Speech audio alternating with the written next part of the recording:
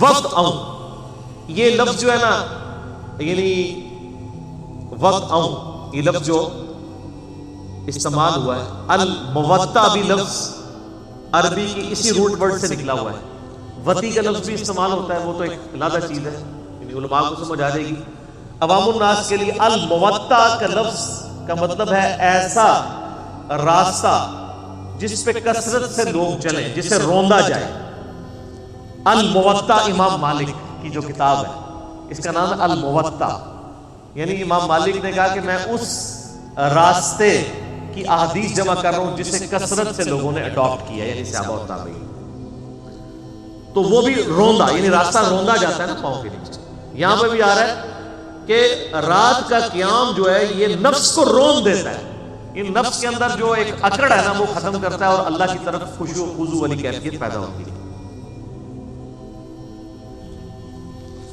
ان لک فی النہار سبحا طویلا، بے شک دن کے وقت تو آپ کو کئی ایک مصروفیات بھی ہوتی ہیں. نبی علیہ السلام سے کہا جا رہا ہے، ظاہر پوری امت کو خطاب ہے.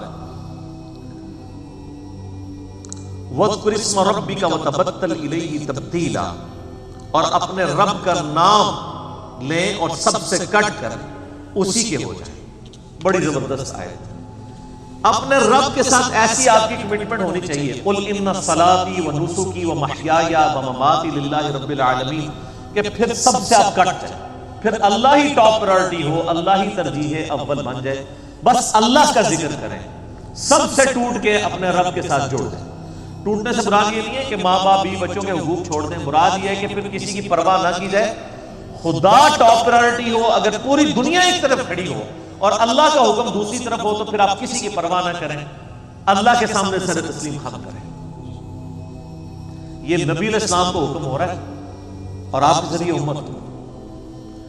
یعنی نبی علیہ السلام کے اندر جو ایمان کا یہ لیول تھا کہ آپ نے اکیلے وہ دعوت بلند کی جو کچھ عرصے کے اندر دنیا کے تینوں بڑے اعظموں میں پہنچ گئی، دنیا کی سپر پاورز مسلمانوں کے آگے زیر ہو گئی. اس کے پیچھے ڈرائیونگ فورس یہ قرآن تھا.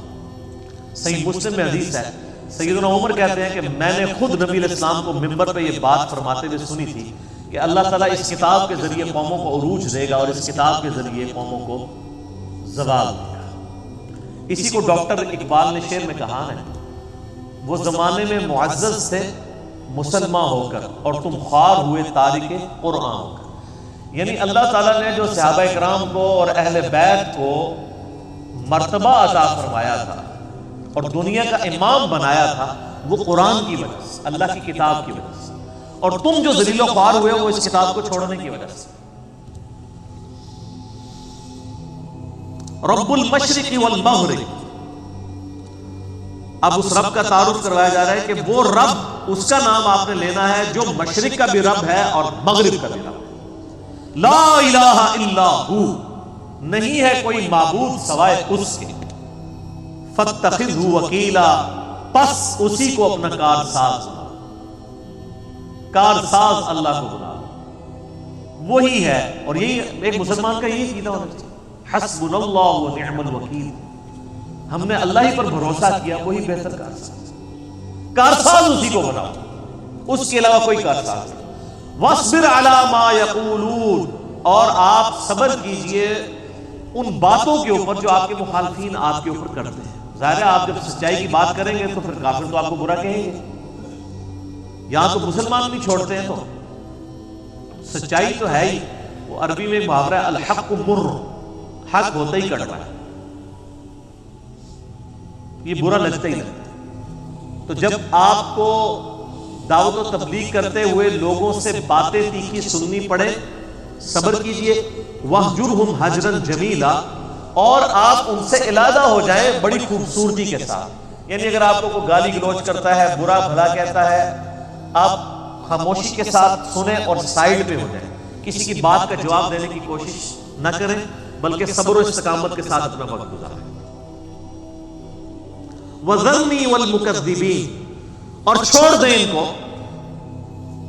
اور وَذَرْنِي وَالْمُكَذِّبِينَ، اور مجھے چھوڑ دیں ان مکذبین کے لیے، یعنی جو آپ کی تکذیب کر رہے ہیں، آپ کو جھٹلا رہے ہیں، ان کو میرے حوالے کر دیں. میں جانوں اور میرا کام. آپ نے ان کو جواب نہیں دینا، آپ نے صبر کرنا.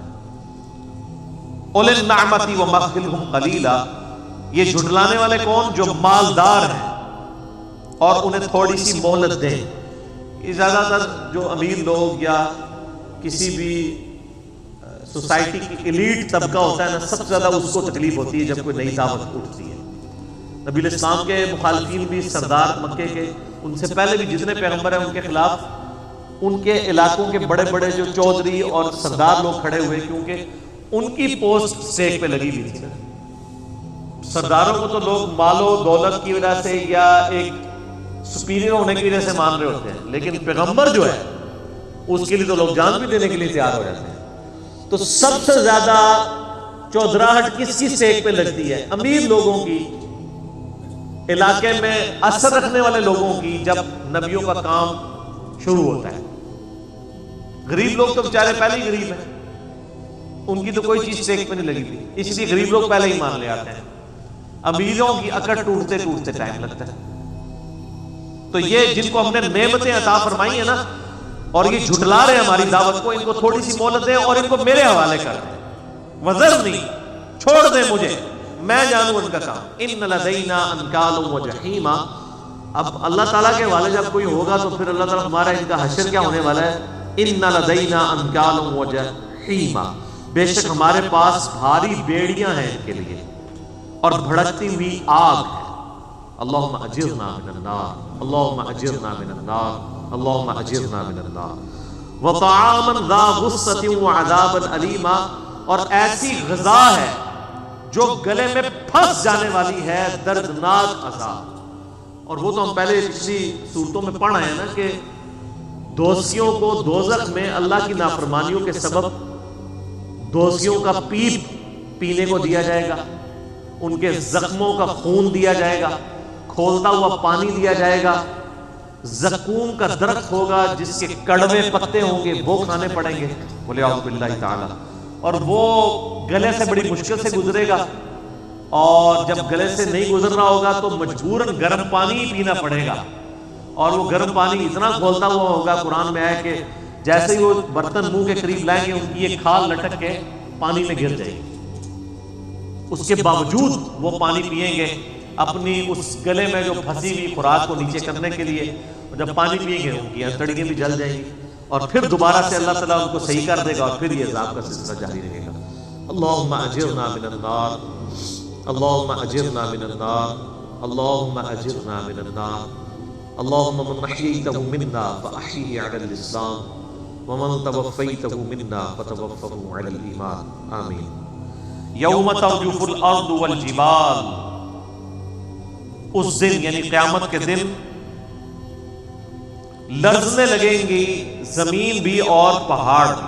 وَكَانَتِ الْجِبَالُ كَثِيبًا مَهِيلًا، اور پہاڑ جو ہیں وہ ریت کے ٹیلے کی مانند بن جائیں گی. یعنی ظاہر ہے وہ گریوٹی ڈسٹرب ہو جائے گی، ہر چیز ہی ہلا کے رکھ دی جائے گی.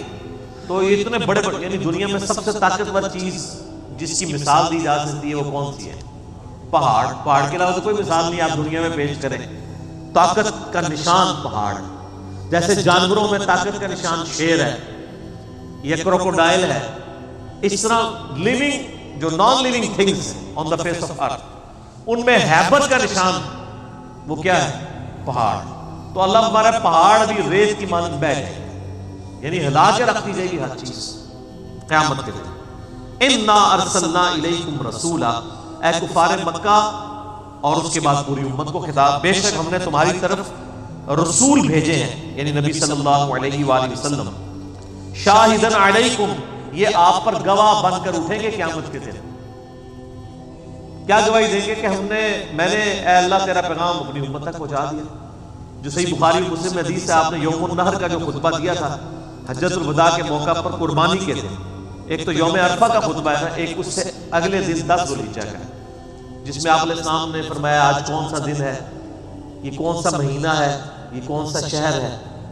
صحابہ خاموش رہے. پھر آپ فرمایا کہ کیا یہ جو ہے وہ ذوالحجہ کا مہینہ نہیں ہے، یہ مکہ کا حرمت والا شہر نہیں ہے، اور آج کا دن جو ہے وہ یعنی 10 تاریخ یہ یعنی متبرک دن نہیں ہے، قربانی کا دن.